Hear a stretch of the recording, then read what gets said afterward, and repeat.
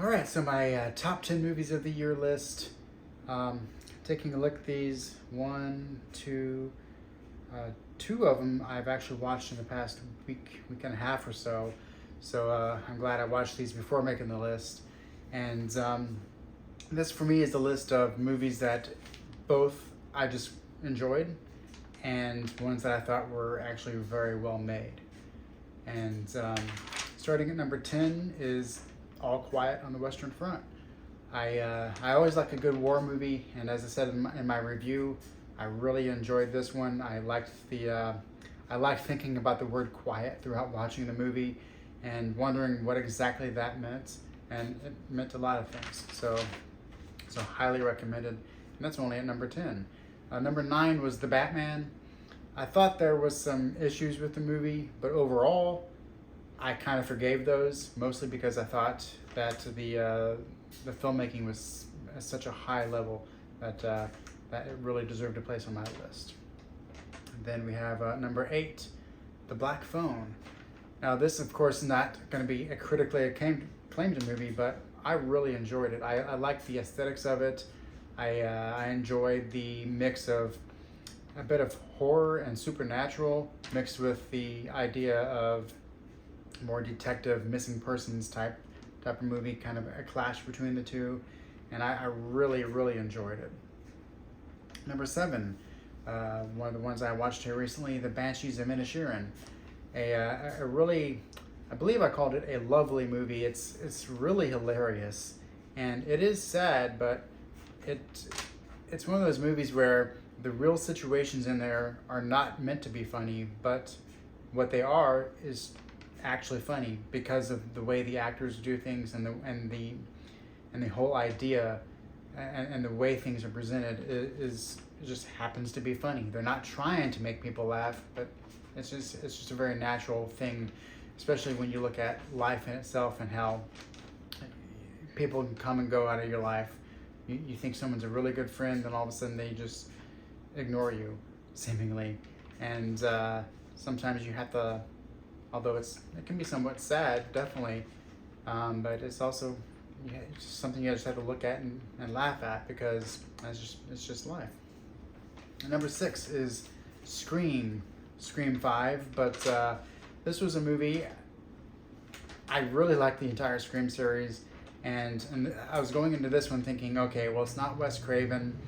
Surely they can honor the first 4 movies and maybe do something a little bit different with it. And my biggest surprise was the new characters, although they were there to not necessarily take over the roles of the legacy characters, but they were there to be able to help move the series in a forward direction. Because you just cannot continue making the same movie with the 3 main characters over and over and over again. So I really liked the new cast, and I thought it was just a really enjoyable time, and it made me wish that there was a sequel. And then lo and behold, quickly afterwards, the sequel was announced, coming out in March this year, so just a few months away. So that movie has stuck with me ever since January of last year. I really enjoyed it. Then number 5 is The Menu, and this was a movie that I think spoke a lot about culture nowadays, about especially the Nicholas Hoult character, how he wanted to take pictures of his food, and how Anya Taylor-Joy was like kind of like the obvious type of like OnlyFans or type of girl who's going to sell herself for rich men to be able to show off. And I like the new aspects. It wasn't trying to be quote unquote woke, but it was still relevant to today's world. And then on top of that, you have Ralph Fiennes doing another excellent performance. And it was about food, which I have a lot of passion for. I would consider myself a foodie, but I also really like fine foods. And having a chef come out and explain every single dish is things I've been through before, and it was just really a great joy to wonder where the story was going, and then once you started understanding where the story was going, trying to figure out how it was going to end up. So it was really good. Number 4, Top Gun Maverick.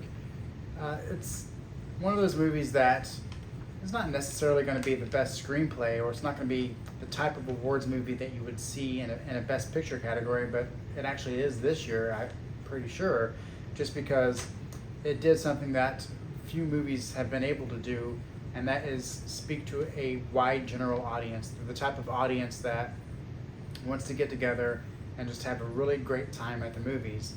And it was exhilarating. The action was great. You gotta love when you are prepared for an action scene and then you get it later on. It's kind of like in the movie Titanic, where the audience is shown exactly how the ship sinks, and then later on it happens, and mentally you know what's going to happen with that ship. It's not a spoiler that the ship sinks, but it's the visualization to be able to put your mind into the action scene, and and Top Gun was very much the same way. Number 3, The Northmen. Now this is a movie that most deservedly deserves to be a Best Picture contender at the Oscars, and it's not going to happen unless it's a giant surprise and it comes from out of nowhere. But it's not getting any buzz whatsoever, and it's probably due to its kind of damper nature. It's not exactly a movie that people leave the theater joyed over. It's brutal. It's dark. It feels like a camera was taken back into whatever it was, the 1200s or 1000s. But anyway, it feels like a camera was sent back then, and this is what Vikings really did, and this is how they acted. And whether their beliefs about their trees and the other world are accurate or not, you feel that it's accurate to at least their culture and how they are displayed on the screen. And you're fully invested, no matter how weird it gets, with the direction from the director of The Lighthouse and The Witch.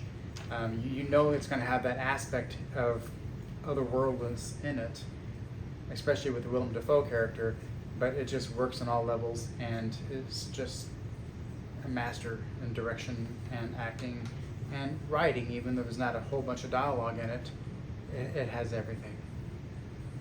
Number 2 is Babylon, probably the most divisive movie of the year.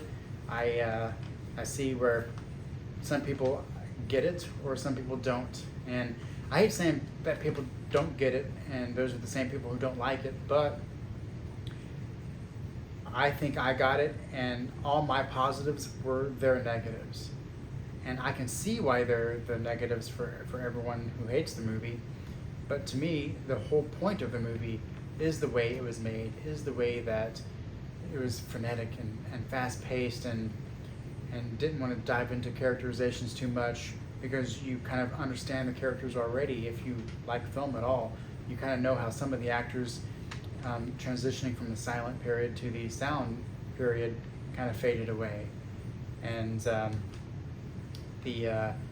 I can imagine if you look at a Wikipedia article for maybe a once silent star who is maybe famous for a couple years, the article online might have a little bit about him, but not too much.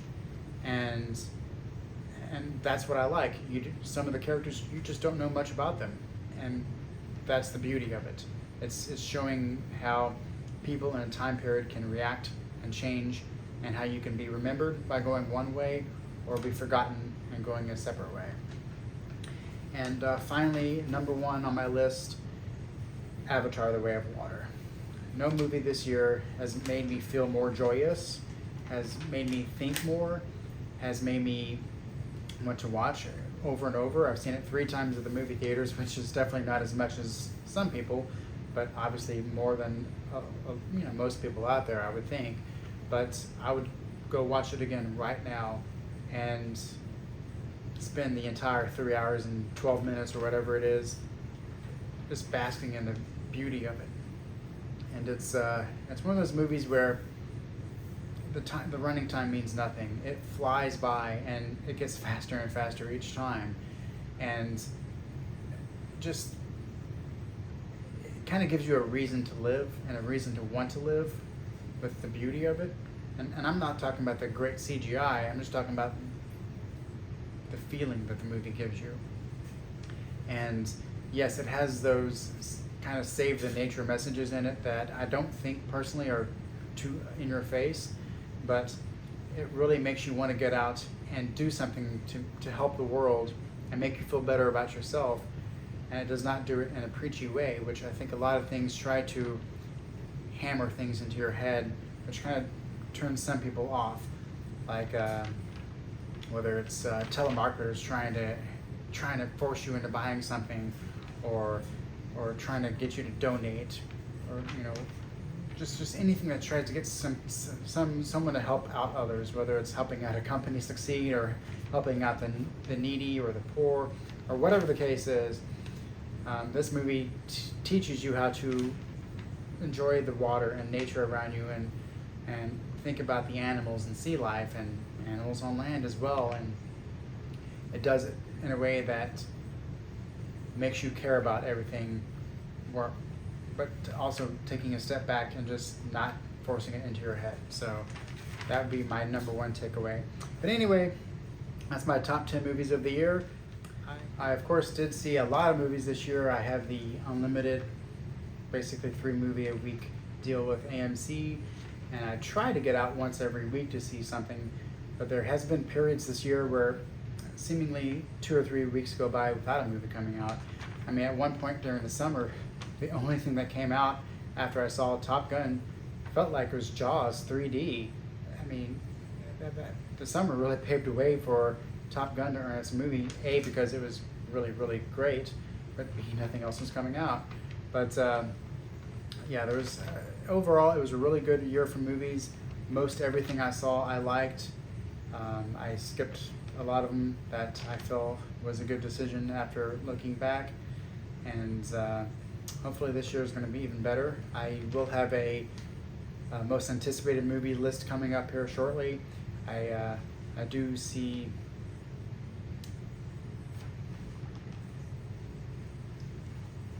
I will have a most anticipated list coming up here pretty soon, and definitely look forward to a 2023 filled with movie reviews, of course. I do want to talk about physical media that I have. I buy movies often, probably way too much. I will like to be able to talk about those, including my collection.